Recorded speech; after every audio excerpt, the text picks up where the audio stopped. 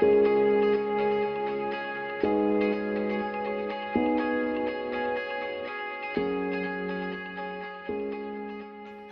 and welcome to this week's Farm Tech Talks. I'm delighted to be standing in for our Deputy Editor Jack Kennedy this week, who is on a few days holidays. Today I'm going to talk to our Beef and Suckler Editor Adam Woods, our Dairy Editor Aidan Brennan, and later we'll be joined by Darren Carty, our Sheep and Schemes Editor, and Fergal Morris, MSD Animal Health. But before we get down to business, I would like to acknowledge the support of our sponsors, MSD Animal Health, Board Bia, Ornua and FBD. Adam, big week this week marks our reopening. You have extensive coverage in this week's journal. Just tell us what's going on out there on the ground. Yeah, we have, Justin. I guess COVID-19 has changed work practices across a range of industries, and Marts are a very good example of that. Marts reopened on Monday, but prior to that, they had, facilitated online sales, and we were to the fore on that over the last couple of weeks. Our IT team and development teams developed the Marc Bids App. We started working on this app in 2017, and we've developed it on to the point where it is today now, that we can actually online bid on animals, which is mad when you think about it. 3 months ago, if I said to you that we'd have farmers at home in their kitchens bidding on smart TVs, you'd say no way, but that's where we are, and that technology has been embraced really well. We've had a couple of really successful sales. We were in Castlereagh yesterday. We were in Kilkenny yesterday as well, and they've been going really well. There was some concern on Monday when March reopened and allowed farmers back around the ring as to whether that would work well with online bidding, but the two have worked really well in sync, and auctioneers are happy, buyers are happy, and sellers are happy, and hopefully we'll be fit to develop it further. It's very unusual, Adam, that in a mart you have buyers and sellers happy. Is that a reflection of the online bidding tools or the trade? Where's the trade at the minute, Adam? I think the trade is pretty good, Justin. Maybe towards the south of the country, grass is starting to have an impact on some of those sales, but I think farmers are, they know that's the reason. I think sellers, and we didn't see this coming, sellers have been especially happy with it. I spoke to a farmer that sold cows in Kilkenny on Wednesday. He dropped them off, a dairy farmer dropped them off at 9 o'clock and watched on his phone during the day, then watched the sale. Farmers are very busy. And this, I know, is a way of maybe being more efficient maybe in the sales process. I know when we sell weanlings at home, you go to the market, you spend a few hours there, and maybe that time could be better spent. And I know this farmer in question, he watched it on the tractor, watched the prices his cows made, and then rang up the mart and said, yeah, I'm happy with the price, and sell away. So I think it's going to change work practices around marts, and I think maybe to their advantage. We've seen marts struggle over the last few years with high insurance premiums because people may be walking down through lairages. Maybe there's no need for that anymore. Maybe we just have strict viewing times, and maybe marts can use that and use this I suppose, Marc Bids app and use this online selling tool to try and get insurance premiums down again. But Adam, are guys really going to buy animals without having seen them through an app? Or like part of the skill of being a good stockman is seeing that one that's maybe throwing the leg out there, or one that has a bit of potential in it in terms of compensatory growth. What do you reckon? Are they not going to look at cattle before they buy them anymore? That's a good question, Justin. And I think I have my own view on this. I don't think we should ever go that route that you just buy online or you buy off a video. The West of Ireland suckler farmers depend on somebody going that bit deeper in their pocket for that one with a nice twist or a long back or whatever, or a nice head. And I don't think we should go away from that. I know what has happened in March is people are going in that morning to view the animals. They're then going outside over the last couple of weeks, or maybe going home and bidding online then at home. And since March reopened on Monday, a lot of customers are back in around the ring. But yes, we still have seen a lot of online bidding taking place as well. So maybe where a farmer sends somebody in to look at the cattle, he picks out a few lots that are applicable to him to buy, and he buys without driving maybe an hour or 2 hours to the mart. And I know some marts have seen new customers come online that they wouldn't have seen before because maybe it was too far to go, or they just wouldn't have seen, we'll say, cattle in that area has been applicable to them. We've seen some new customers coming in there. So that's all very positive for marts. And I suppose, Adam, it's coming in at a nice time because it's sort of in the quiet time for March. You're coming into a quiet period, people to get used to it, and then it will ramp up in September. So there's effectively going to be a good lead-in period.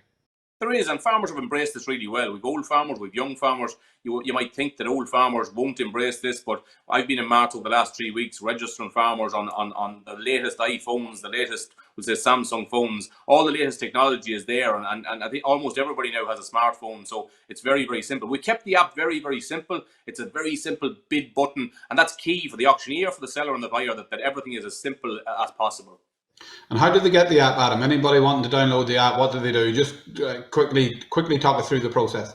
Yeah, so it's a new pastime in rural Ireland, Justin. I've heard of farmers sitting in the house for 3 hours, maybe not that labour efficient, but sitting in the house for 3 hours, watching a smart TV in the kitchen, watching the trade, engaging the trade. It's a new hobby. But yeah, Martbids.ie, it's a free service. Anybody, you don't have to be buying, you don't have to be selling. You can just log on to Martbids.ie. You need to register. If you want to buy, you have to seek approval from the Mart by putting in your herd number on the app. But it's all very, very simple. And Martbids.ie, or just go to farmersjournal.ie and you can follow the link. Good stuff. And well done, Adam, to you and all the team for driving this. And I suppose it's a next step in what has been a long and strong partnership between the Farmers Journal and indeed Mart's. Adam, Mart's are one aspect of it. What's happening in the beef trade? Yeah, beef trade is steady a little bit, Justin. I suppose there was talk last week that maybe there was a bit of pressure on, but that seems to have gone. You're still talking 360 there for inspect prime cattle. Prime cattle are really in demand out there. We've seen really good retail sales over the last few weeks, and that seems to be continuing. And particular Angus cattle are in demand. So we've seen, obviously, the big retailers maybe do promotions on Angus and Hereford stock.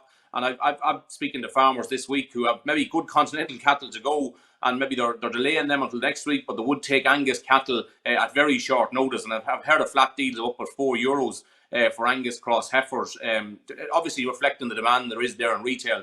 Cows were under a little bit of pressure too 2 weeks ago. That seems to have abated as well, and we're sort of steadied off there, sort of 270, 275 for peas, around 280, 285 for roes, and good cows are still a very good trade.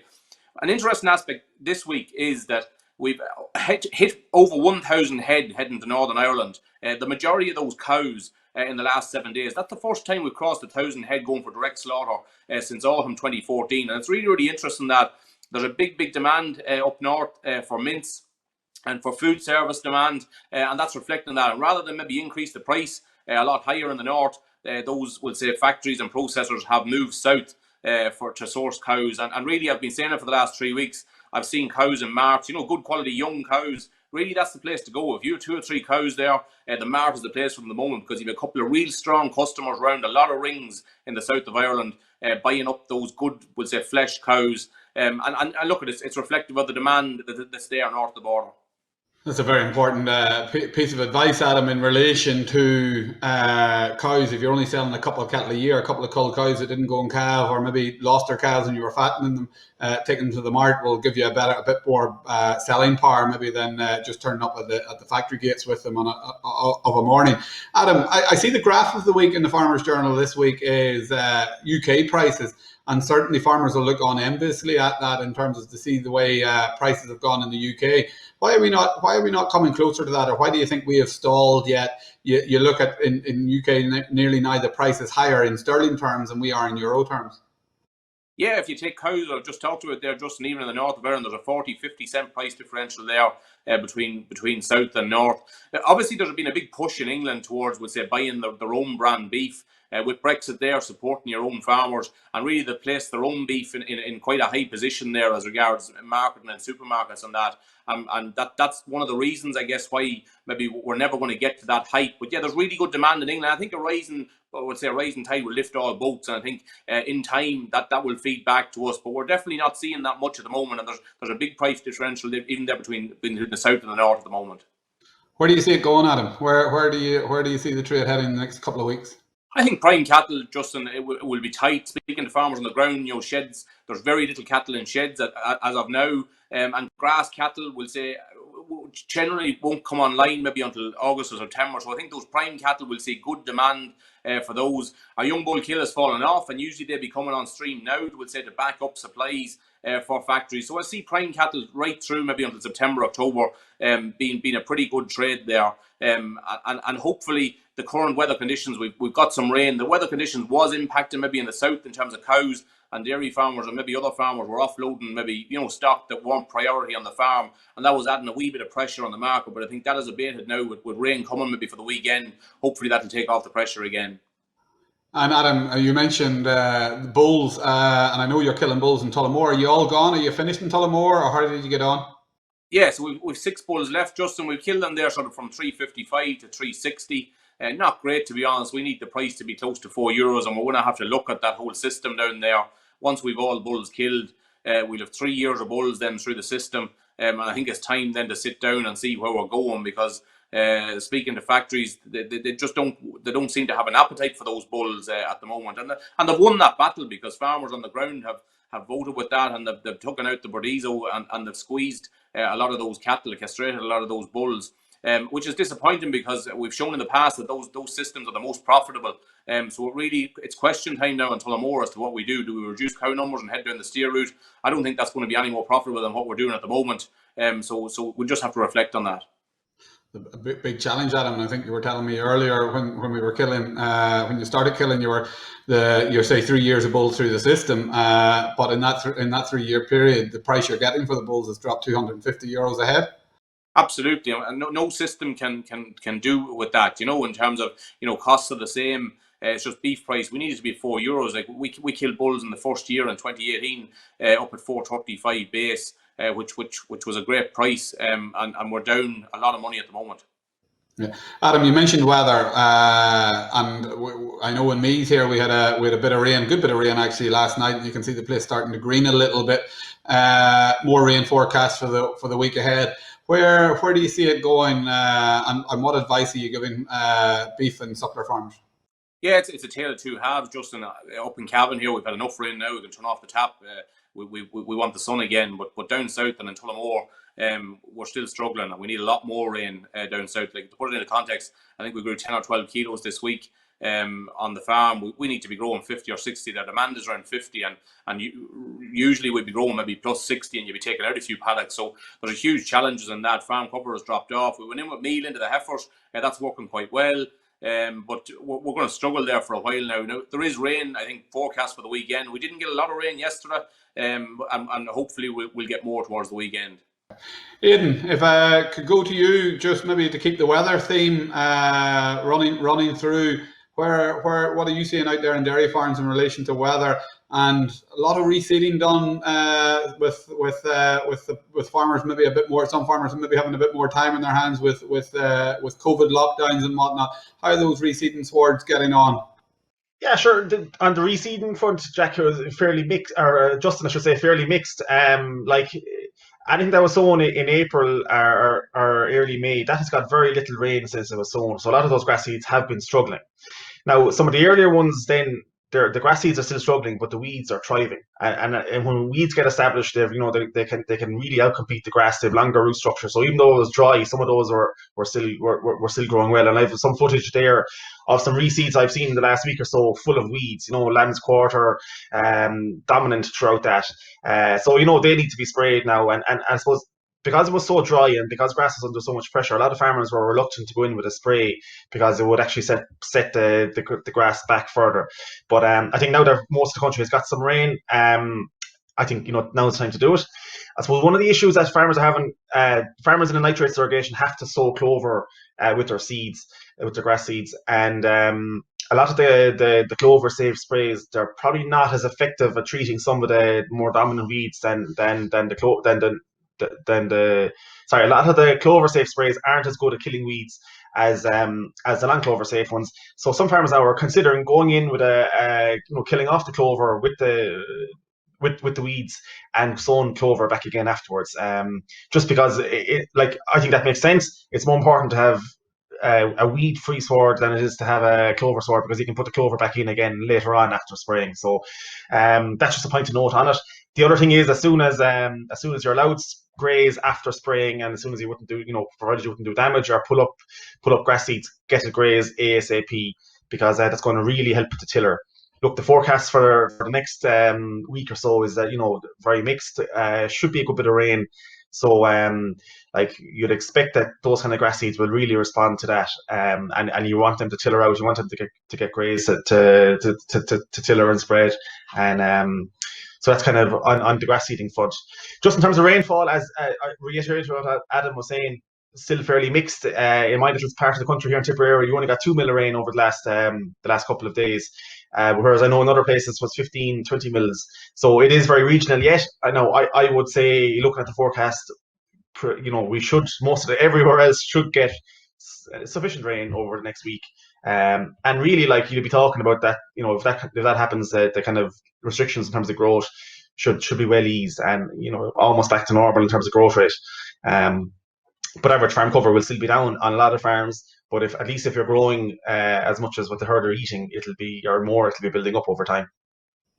And Aidan, I suppose the secret there and the key there is not to get into a downward spiral of chasing your tail and going into too lower covers and moving through the grazing block too quickly. Yeah, true, but I'd say we're probably at that stage already. Like, I mean, the advice is to reduce your average farm cover, use up what grass is available, and then go in with feed. So in fairness, like, the majority of farmers that have been dry for the last couple of months have been doing that. So now it's a case of putting in the feed and holding your rotation into 21, 25 days, whatever it is, and then letting covers build up again. So there will be supplementary feed fed for the next while, even though it rains, and that's the right thing to do. What about Aidan going in now with nitrogen, giving growth a kickstart again, or is there a lot of residual nitrogen there, maybe a fertilizer that was spread 4, 5, 6 weeks ago? Yeah, maybe not 6 weeks ago, but there's definitely anything that's spread in the last month is a lot of that. At least half of that, I would say, is still there. Plus, there's going to be organic, like background nitrogen in the soil from decaying material in terms of grass and the soil biology and all that kind of stuff. So nitrogen is not limiting, particularly where it's dry. I'd say hold off on fertilizer until next week, and go in then, because I don't think it's necessary yet.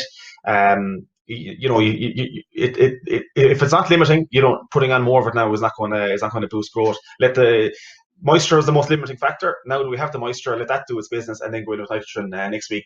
Probably, at ordinary rates, 20 to 25 units per acre will be more than enough, I would say, even where nitrogen has been spread for the last month. Aidan, just on the nitrogen side, and it's something we spoke about earlier in the week in relation to the developments in New Zealand around the 190 kilo of chemical nitrogen per hectare. Maybe just, I see Jack actually has a piece in it in this week's paper. Maybe just update our listeners in terms of that development in New Zealand and maybe the concern that it raises. Yeah, so in New Zealand, the government there have put a cap in place in terms of it's as you say, 190 kilograms per hectare of nitrogen, of bag nitrogen. In Ireland, under a derogation scenario, you can spread up to 250 kilograms of bag nitrogen per hectare. So they are, the limit there is lower. Look, it's not going to affect. I'd say it'll affect a proportion of farmers in New Zealand, particularly those in maybe the Canterbury region of the South Island, who will be spreading a lot more nitrogen than those up the North Island. So it's not going to affect everyone in New Zealand. It's not going to limit production overnight, but it will affect farmers that would have, and there are farmers there who would be spreading no more than you'd see in the past in Ireland, 300 kilograms plus. So they're going to be affected. And I suppose, look, the question is it going to have the desired effect, which is to reduce nitrate levels in groundwater? And there's scientific debate about that. In the journal this week, we've quotes from a soil scientist in New Zealand who says it's not going to have that effect, because all that's going to happen is farmers are going to put in extra supplement, which is effectively imported nitrogen. So the nitrogen is going to come on the farm, but in a different format. So, which is still liable to leaching. So there's debates around the effectiveness of that kind of a strategy. And as you rightly say, Aidan, there's actually a very nice piece. Larkin Allen has it this week in the paper in relation to the asset programme and the phenomenal gains that's been made there by farmers, environmentalists, EPA working together, I suppose, in a combined and targeted approach to improve water quality and making really big strides. And even though it's a voluntary scheme, I think if I read it correctly, if I remember it correctly, 95% of farmers engaging with it. So maybe that's a very different approach than taking the approach to limit inputs, actually working through various strategies at farm level that can minimise the runoff and the leaching without having an impact on farm productivity. And no doubt that will get a good hearing in the coming months. Aidan, you mentioned scientific debate. There's a real raging scientific debate here in the pages of the paper over the last few weeks, and I suppose you've been central to it in terms of, I suppose, what's the best way of putting it? I suppose different views and opinions being expressed in relation to the future of breeding in the dairy sector. Yeah, look, we've been following this for the last number of weeks. I suppose it started with an ICBF report called the Mythbusters, which basically said that there is no difference really in breed within top EBI herds in Ireland in terms of their performance, our profitability, and that we should in fact be ignoring breed and looking solely on EBI. So I suppose there's been a bit of debate around that, and we've looked at should Ireland just have one breeding policy, or one breeding program, which would be the Holstein Friesian, or should we have multiple breed programs which would incorporate different breeds such as the Jersey or British Friesian or whatever else. And we're seeing in different countries that that's happening. The US, for example, New Zealand, Sweden, France, Germany, all of these countries all have multiple breeding programs. So that's just a debate that we're having. I suppose this week we're looking at the performance. Last week we looked at the next generation herd. This week we're looking at Clonakilty, where their results have just been published. The Teagasc herds in Clonakilty they did a study looking at Holstein Friesian, Jersey crossbred, and a three-way mix of Jersey, Norwegian Red, and Holstein. And I suppose they looked at the headline figures are performance for the Holstein Friesians was excellent. Fertility performance was absolutely superb at 3% empty. Yet at the end of the day, the profitability was actually slightly higher, even though they did lower milk solids and lower performance for the crossbreds. So here you're seeing that crossbreds performing really well, and Holstein Friesian performing really well, which is what we want. But look, are there benefits with the crossbreeding? The authors of those reports said that there would be, and if crossbreeding was employed across the country. So it just highlights a few things. And then we have questions and answer session again with Frank Buckley, who kind of questions the methodology that ICBF have used to come up with that Mythbusters piece, which I mentioned earlier. Frank questions whether it would stand up. Is it rigorous enough? Is the scientific methodology rigorous enough? So look, we're going to follow it. We're hopefully going to have. We're going to be chatting with ICBF, and we're going to be looking at what farmers are doing, get a bit of farmer reaction to it. And really, it's just about teasing out these issues, and we'll keep going over the next few weeks because it's a really important subject. The decisions made now, as you say, we're going to be living with these for the next 15 or 20 years. So I think it's important to play out the debate. Adam, if I could just flick back to you on that, and you hear Aidan talking about all the different trial work that Teagasc are doing in relation to breeding in the dairy herd, and I'm just conscious that the Grange virtual beef open day is taking place. So are we seeing the same rigours being applied to the future breeding policies for the suckler herd? Yeah, Justin, it's been mixed, to be honest, and we haven't had a real maybe concrete approval of that replacement index on the beef side of the house. Farmers have been looking for that to give them confidence in using that. I suppose the maternal herd was set up, a number of years ago to do that and to validate that maternal index. But you'd have to say that the results of that have been less than equivocal in terms of, giving a clear direction to beef farmers as to what way they need to breed their cows. I know version 2 or version 3 of that is on the way. But yeah, farmers have been asking over the last couple of months, can we see some results of this? And I think we need to see those results as well. No doubt it'll be very interesting to see the results of the detailed new Teagasc research coming out of Grange at the start of July. Guys, if we could just finish up in terms of wrap up, Aidan, what if I was to ask you to give two tips to farmers between now and the next Tech Talks next Friday evening, what would they be? So the first one is to measure your grass. There's going to be growth rates there now that weren't there last week, and if there's a lot of feed going in, it could be unnecessary. So definitely measure grass would be the first thing. Second thing is to keep heat detection up to scratch. So if you don't have bulls out, the level of activity within herds has decreased because there's less budding activity. So it could be easier to have missed heats. So keep heat detection up, or else let off bulls, one or the other. Adam? Yeah, Justin, we've seen first cuts, wrap up fairly small up in the northwest, and other farms as well. So maybe analyse what you have, make a decision then on what second cut is needed.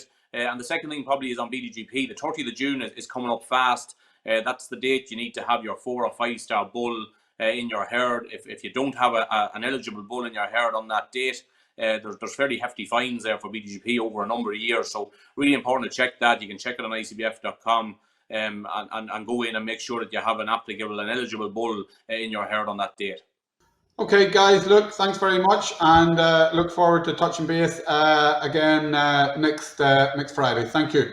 So, guys, certainly plenty happening out there at farms, and certainly plenty of people looking for rain, and let's hope we get that over the next couple of days. Earlier today, I actually caught up with Fergal Morris, and one of the areas we discussed with Fergal from MSD was this whole area of reducing antibiotic use on farms, and asking Fergal to give us a few tips for farmers in terms of making sure their cattle animals stay healthy over the summer period. And we talked a little bit about dosing regimes and vaccination regimes. I think the first thing to say is to recognise that in Ireland we actually have very low antibiotic use. So if you look at it, we're in the bottom third of users in Europe. Again, our cattle and sheep production is very much grass-based.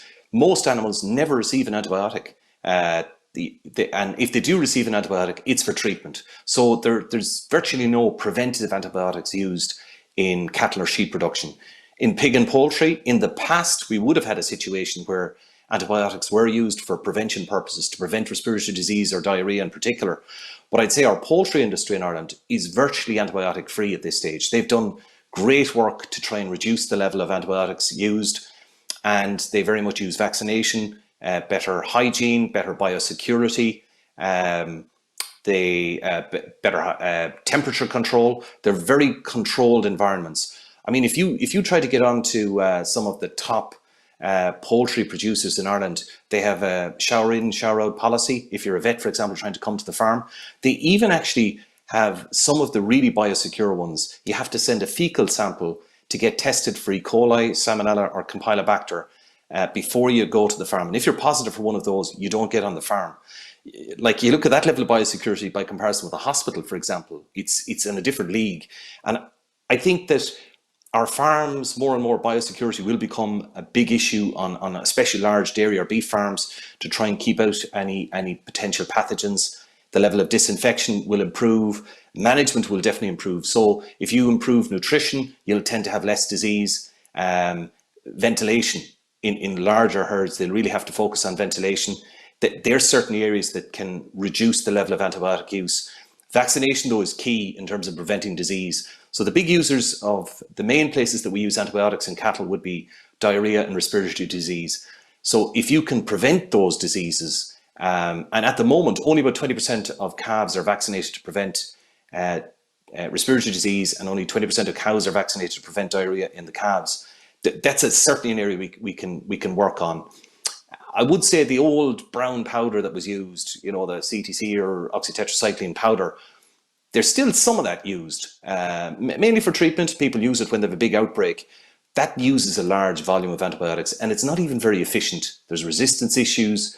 You're probably better off using an individual antibiotic for animals that are clinically sick. So take the temperature and treat the animals that are clinically sick. But the best thing to do is to vaccinate to prevent those two diseases. And Fergal, that leads us on nicely in terms of, we have a focus feature this week on animal health and staying on top of animal health issues out on farm level.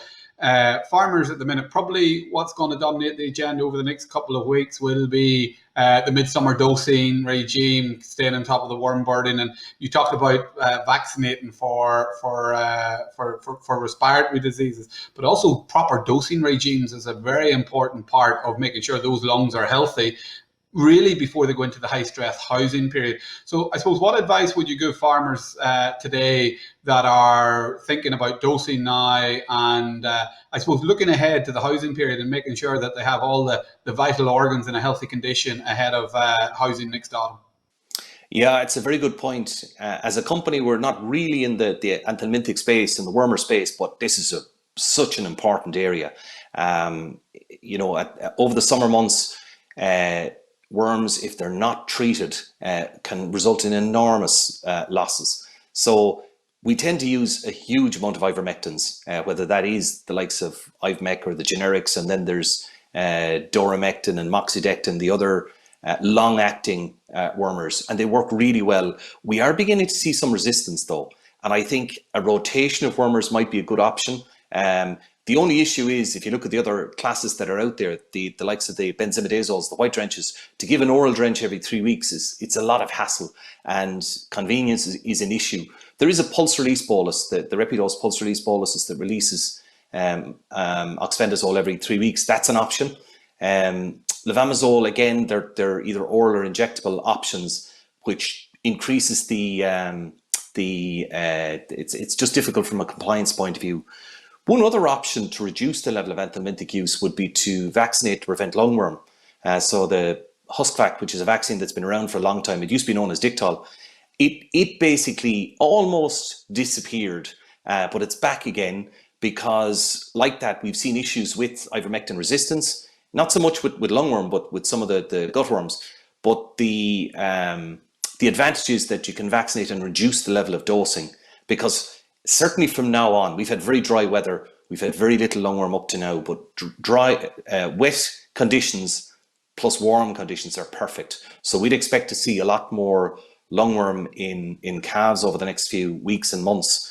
And I think the other issue that's happened is the use of ivermectins, especially epinomectin, zero milk withdrawal in cows. We've seen it, as you use it once, it's probably okay. But if you start to use it twice, 3, 4 times in the season, you end up actually removing the immunity, because the immunity for lungworm, even in cows, lasts for a very short period.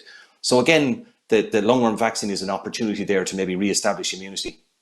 It's an example of how dry things are, Fergal, when we had a Cavan man, Adam Woods, on Tech Talks earlier doing a rain dance looking for rain. So that's maybe a symbol. And Aidan Brennan down in Tipperary and the dairy farms are certainly looking for rain. But I think that's very good advice, Fergal, in terms of the dosing, and particularly around that resistance, because that's certainly our dependence on those ivermectins, as you talk about. The last thing we want to do is misuse them and end up with a level of resistance.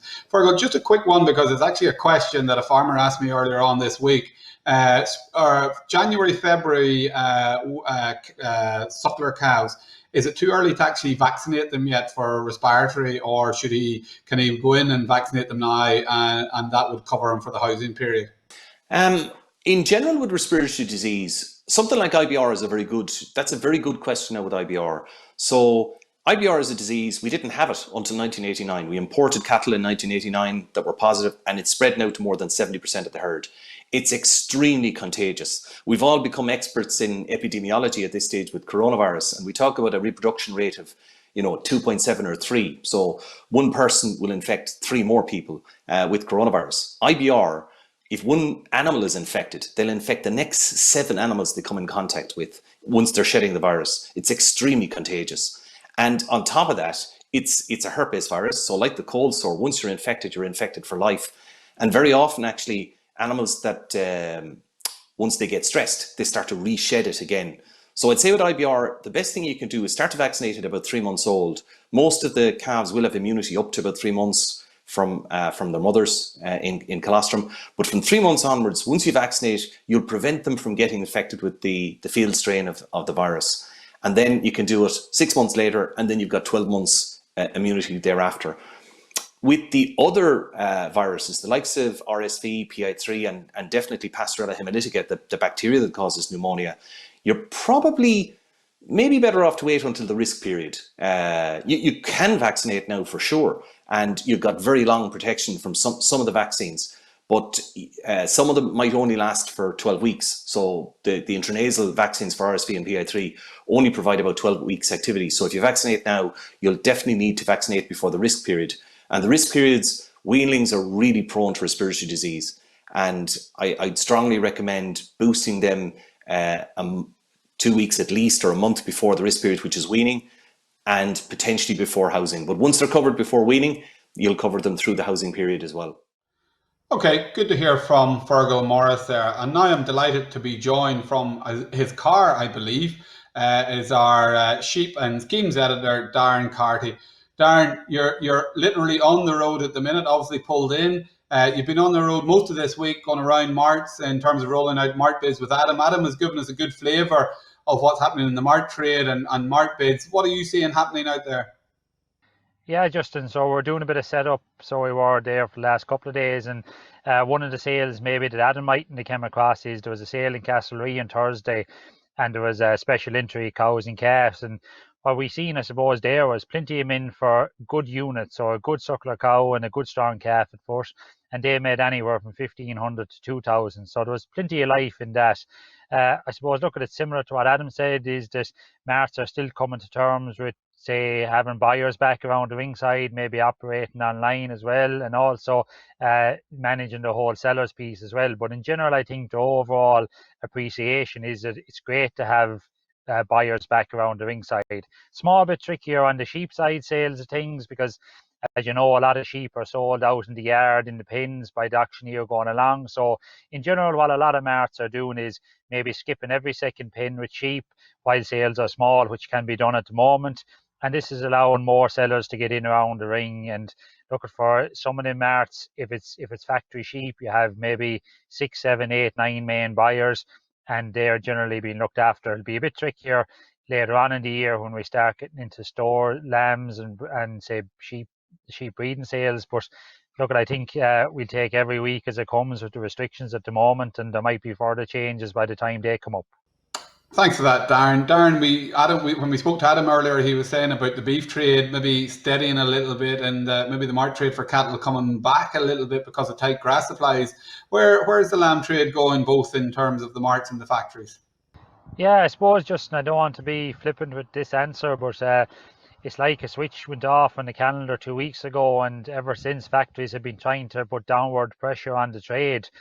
And by and large, they've succeeded to an extent, but not probably to the scale of where they would have seen baby prices coming back. And that's been driven by firm demand and also plenty of life in the trade at the moment. So like, this is the first week where we've seen the two ICM plants try and say enact a 20 cent a kilo cut for lambs bought say over the next few days.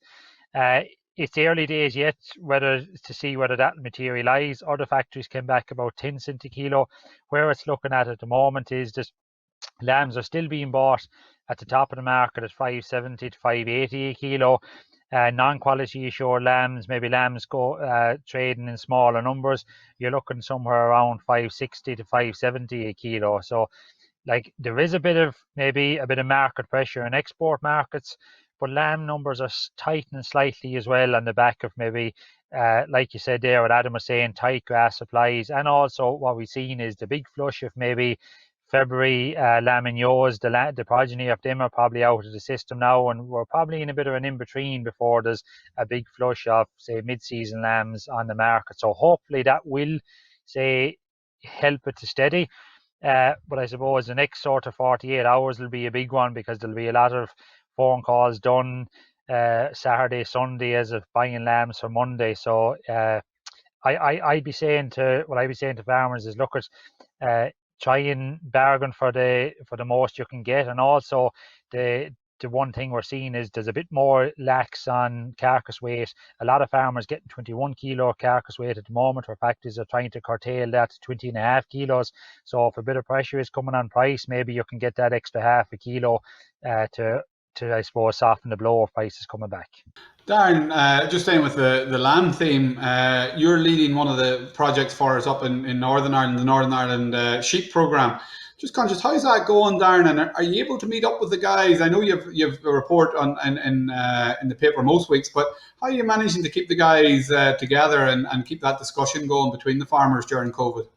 Yeah, Justin, that's been, I suppose, for me, that's been a real big plus. So it has, because we've got a bunch of 10 very good farmers and a good advisor in Sin and White, a cafe advisor.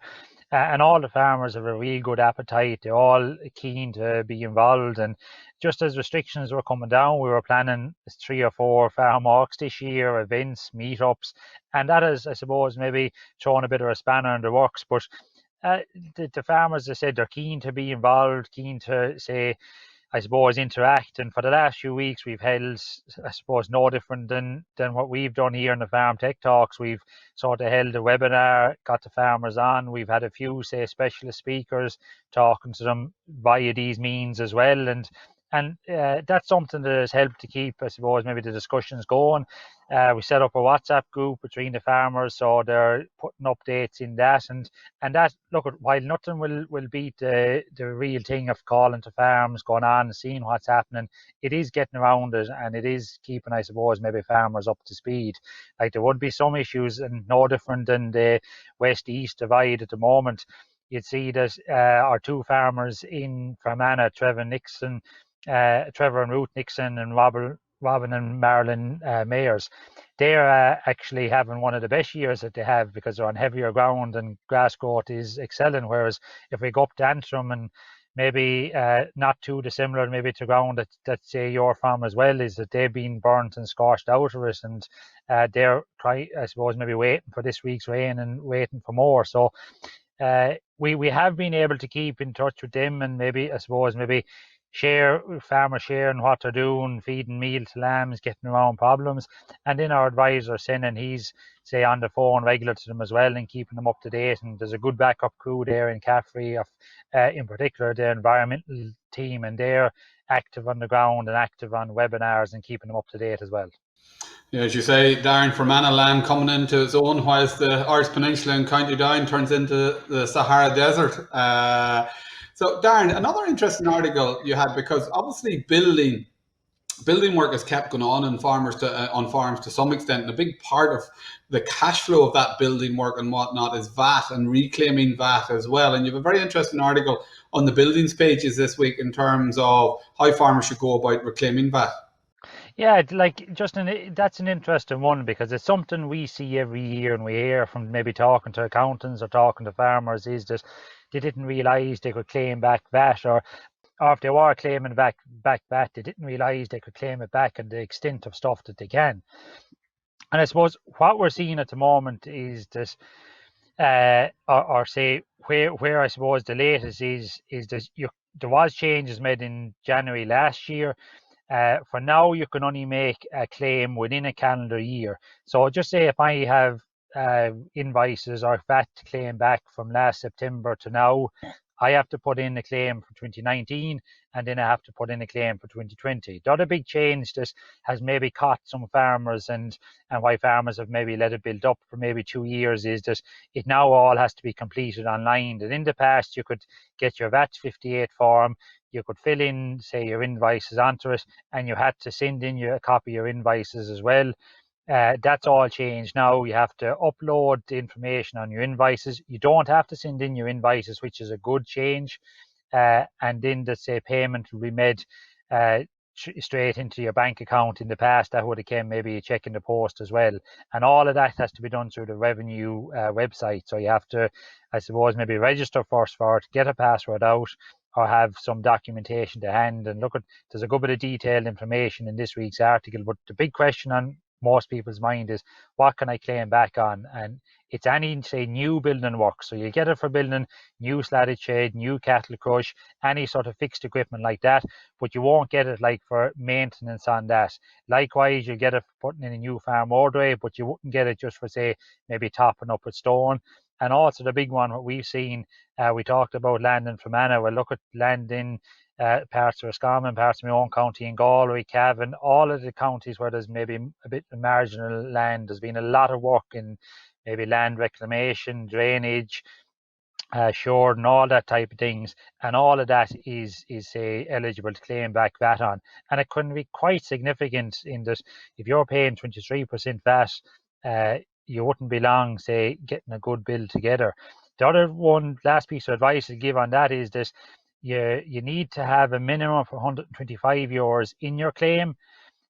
So if it's a thing you're halfway through 2020 and you do have, say, maybe a few hundred to claim, but you think you'll be sparse for the rest of the year, or maybe hold off on the claim the way you can put it all in together. But as you say, it's detailed this week. There's a step-by-step guide in the buildings pages in this week's paper.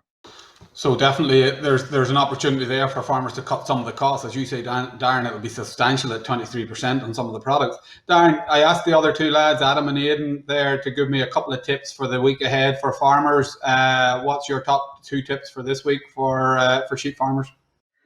Yeah, I suppose it goes back just and again to say the varying situation. But for most farmers, if we look at where, say, the majority of the sheep flock is, there's 70% of it along the west coast. So in general, most farmers aren't caught with grass. In some farms in low stocking rate, it's actually the opposite. They have a surplus. And for a lot of mid-season farmers, you need to be looking to 2 weeks ahead. And for a lot, what's that 2 weeks ahead? It's weaning time, and it's getting grass in order to try and lessen that, say, the hit in performance that weaning brings. So in general, a lot of people will maybe be doing a bit of topping.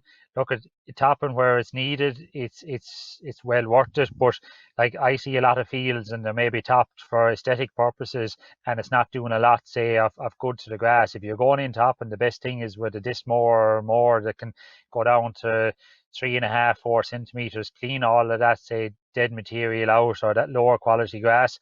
If you're on with a topper, maybe rest the field, spread a bit of fertilizer. And also, if you're keeping, I suppose, maybe fertilizer spread at the moment, it'll also help grass from heading out, because we've seen a lot of that in the last week, is that when grass comes under pressure, it throws out a head to give it a better chance of survival. And we've seen grass heading out, it's 5, 6, 7, 8 centimeters, which is the ideal sort of height for grazing. So even 10 units, 15 units, now that we've seen some of that rain come, it will help to maintain grass quality, and it'll help it to have nice quality grass in 2 weeks' time, and to try and keep performance up as you get through weaning. Okay, Darren, thanks very much. Some good tips there. Not to burn diesel going up and down the field if it's having no effect. So I think there's lots of good advice there for farmers.